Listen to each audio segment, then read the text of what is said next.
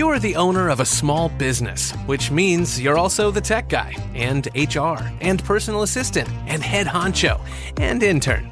You could use another pair of hands, like the experts you'll find at Verizon Small Business Days, April 21st through 27th. Get a free tech check, special deals, and more. Call 1-800-483-4428 or visit verizon.com/smallbusiness to book your appointment. Verizon Business.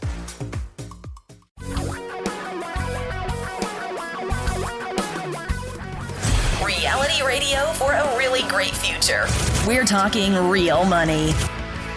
Welcome to Talking Real Money. Hi, I'm Tom Cock. Thank you for listening to our podcast.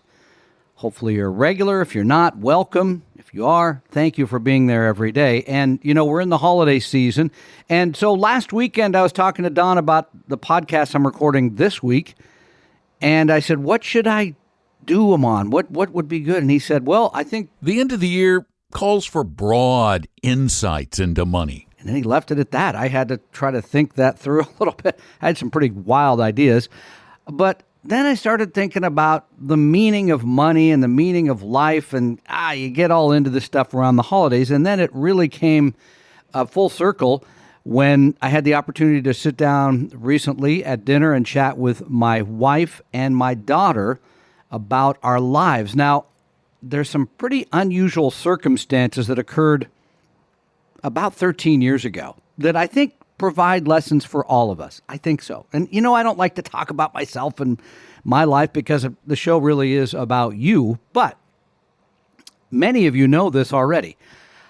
My wife and I were married about 13 years ago, and then the next day, my 17-year-old son tragically died in an auto accident. So as my wife said, we went from the greatest day to the worst day, literally within hours.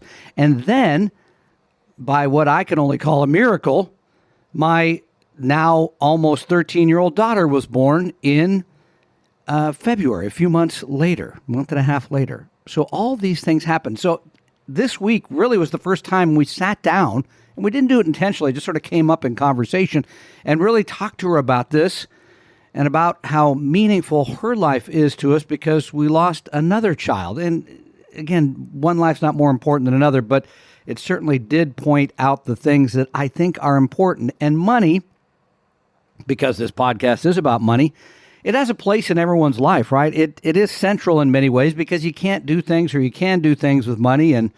But I don't think money, if you looked at my life, is the center of it. Now, you're going to laugh and think, well, wait a minute, this guy manages over $500 million of other people's money.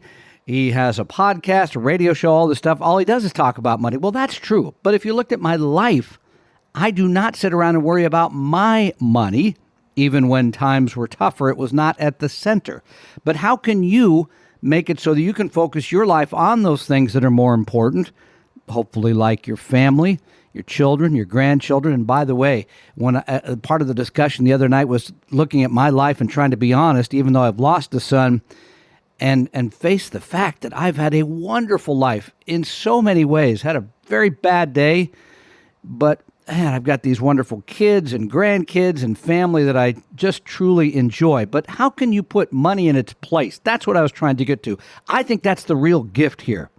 And here are the things I think you should think about. First of all, when it comes to your money, have a disciplined approach.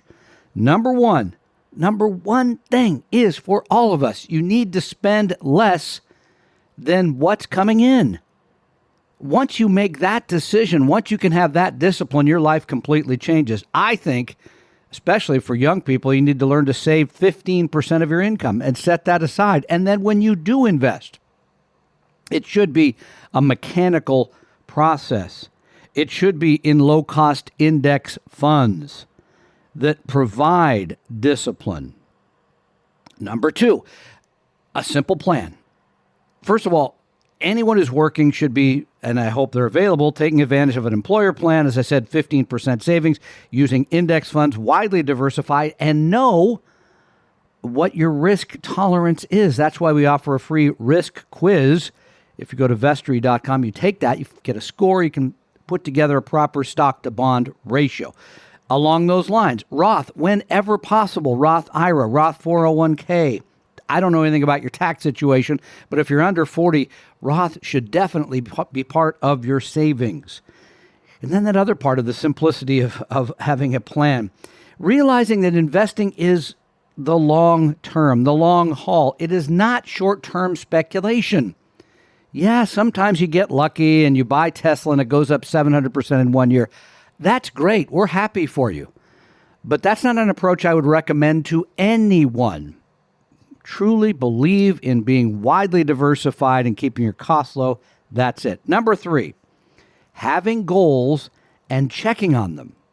And I've talked about this before, I have a spreadsheet that I update twice a year. You could do it once a year that shows my assets, it shows my liabilities, and then I go back and look, well, how's this doing compared to last year, et cetera, et cetera. But I'm looking at the long haul. I'm not checking it every day to see what my account balance is. I'm not worried about the markets.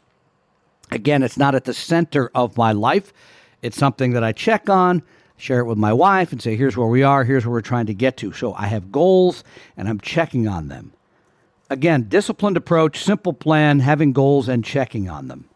You know, money is an unavoidably large part of our lives because we need it. But with a disciplined, simple plan, it doesn't need to be at the center of your life, where I think your family, your loved ones, all of those things and people that are way more important than money should be.